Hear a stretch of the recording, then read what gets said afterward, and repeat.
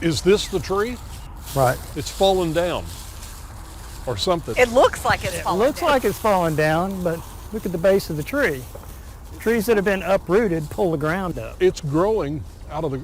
It's growing out of the ground because it was tied down all of its life. Why? To mark a specific location.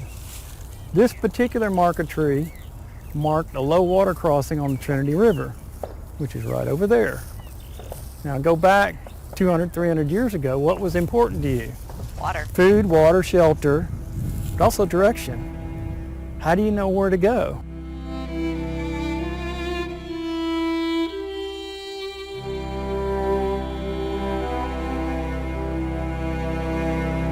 This was part of the early trail was Bird's Fort Trail. That was a low water crossing. The trail led you to Bird's Fort.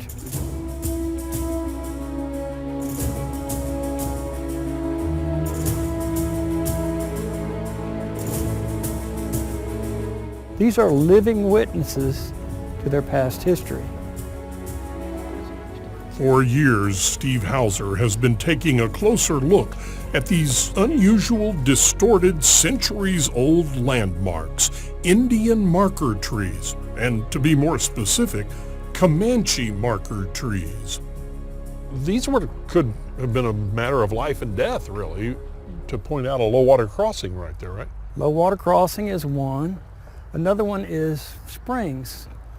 Where was water? You know, back in Texas, it's hot in Texas. Having water resources and knowing where they are could have saved your life. If you knew what this tree meant. Right. You start following out, you see how the bark is not normal here? Yes. It's kind of rippled a little bit. So it's been twisted and torqued a little bit as it was growing. Now look at the scar here.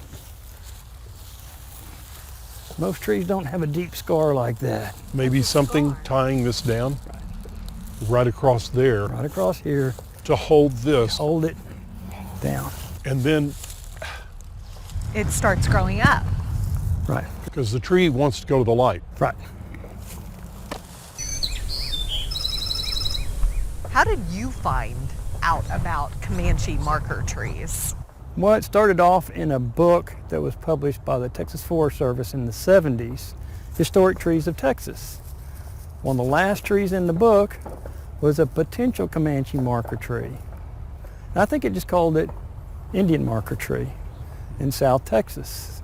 So that spurred an interest in what is this? And that's when we started to communicate with the different tribes.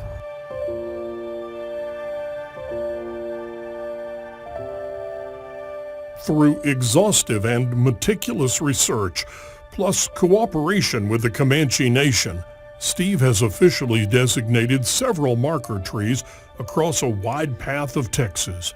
His book tells the story of these living witnesses to history. This book basically stems from the Comanches needing to let people know that these trees exist. They're the only tribe to this day that formally still recognize marker trees throughout the nation. We've got to find them and recognize them before they're gone. And who knows how many we've already lost. Yeah, if you just go down Northwest Highway on the other side of the river, Bird's Fort Trail parking lot, which is the trail I was just telling you about, there's another tree, which is this one, that was there when we did the book. The problem is it's already died. It's gone? It's gone. That tree is no longer. Right.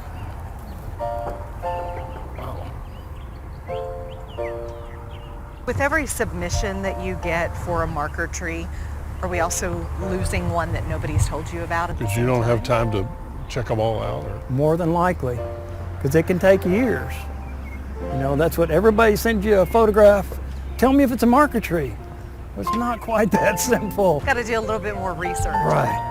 It takes a lot of time and effort to research to prove that it's old enough. Like silent sentinels scattered in obscure places from forests to freeways, these hardwood landmarks, once upon a time, showed the way to lost, desperate travelers in the wilderness. Steve Hauser has made it his mission to maintain the list of remaining Comanche marker trees, a registry that reminds us of a dramatic moment in time when mere survival was an uncertain struggle. When you look back over your life and your career, and then this portion of your life doing this, at the end of the day, how does all of this make you feel inside? Very proud, deeply honored. I mean, to me, it's very touching. It's emotional. These things start to touch you inside. And the Comanches have always done that to me. I mean, the first time I met them, they touched me inside, and that's kind of what put me on this path to begin with. So I'm following my destiny. I was following what I was here to do. And there's a great reward in that. And that's, I don't know how else to say it.